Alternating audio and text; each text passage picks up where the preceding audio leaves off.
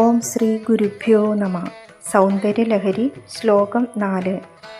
ഈ ശ്ലോകത്തിൽ ദേവതമാരെല്ലാവരും തങ്ങളുടെ കൈകൾ കൊണ്ടാണ് അഭയവും വരവും കൊടുക്കുന്നത്. എന്നാൽ അതും ദേവിയുടെ പാദധൂളിൽ കൊണ്ട് സാധിക്കുന്നു എന്ന് പറയുന്നു. ശ്ലോകം 4. ഓം ശ്രീ മഹാദേവിയേ നമ. ത്വതന്യപാണിഭ്യാമഭയവരദോ ദൈവതഗണ ത്വമേകോ നൈവാസി പ്രകടിതവരാഭീത്യഭിനയ ഭയാത്രാതും ദാതും ഫലമപി ച വാഞ്ചാസമധികം ശരണ്യേ ലോകാനാം തവ ഹി ചരണവേവ നിപുണൗ. 14 ലോകങ്ങൾക്കും ആശ്രയമായിരിക്കുന്ന ത്രിപുരസുന്ദരിയായ ദേവി, അവിടുന്ന് ഒഴിച്ച് ബാക്കി എല്ലാ ദേവഗണങ്ങളും ഭക്തന്മാർക്ക് കൈകൾ കൊണ്ട് അഭയത്തെയും വരത്തെയും കൊടുക്കുന്നവരാകുന്നു. എന്നാൽ അവിടുന്ന് ഒരുവൾ മാത്രം പ്രകടമായി വരവും അഭയവും നൽകുന്ന അഭിനയത്തോടു കൂടിയവളായിരിക്കുന്നില്ല.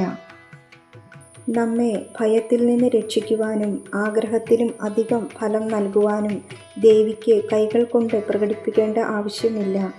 അമ്മയുടെ ചരണകമലങ്ങൾ തന്നെ അഭയവരദാനങ്ങൾ ചെയ്യുന്നതിന് സമർത്ഥമാണ്.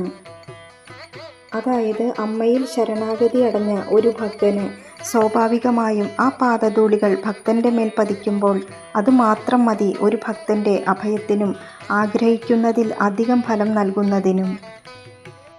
മറ്റുള്ള ദേവന്മാർക്ക് ഭക്തന്മാർ അവർ ആഗ്രഹിക്കുന്ന വരങ്ങൾ മാത്രം കൊടുക്കുവാനേ ശക്തിയുള്ളൂ. എന്നാൽ ആ ത്രിപുരസുന്ദരിയായ ഭഗവതിയാകട്ടെ ധർമ്മ അർത്ഥ കാമ മോക്ഷങ്ങളെ ഒരുമിച്ച് കൊടുക്കുവാൻ സാമർഥ്യമുള്ളവളാണ്. മറ്റുള്ള ദേവകൾ കൈകൾ കൊണ്ട് ചെയ്യുന്നത് അവിടുന്ന് പാദങ്ങൾ കൊണ്ട് മാത്രം ചെയ്യുന്നതുകൊണ്ട് അമ്മയുടെ ആ മാഹാത്മ്യം അളവറ്റതാണെന്ന് വെളിപ്പെടുന്നു.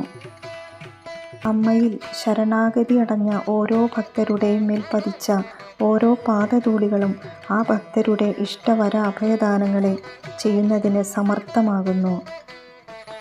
അവർ ആഗ്രഹിക്കുന്ന വരങ്ങളും അതിൽ കൂടുതൽ ഫലങ്ങളും അവർക്ക് നൽകി ധർമ്മ അർത്ഥ കാമ മോക്ഷങ്ങൾ കൊടുത്ത് അവരെ അനുഗ്രഹിക്കുന്നു.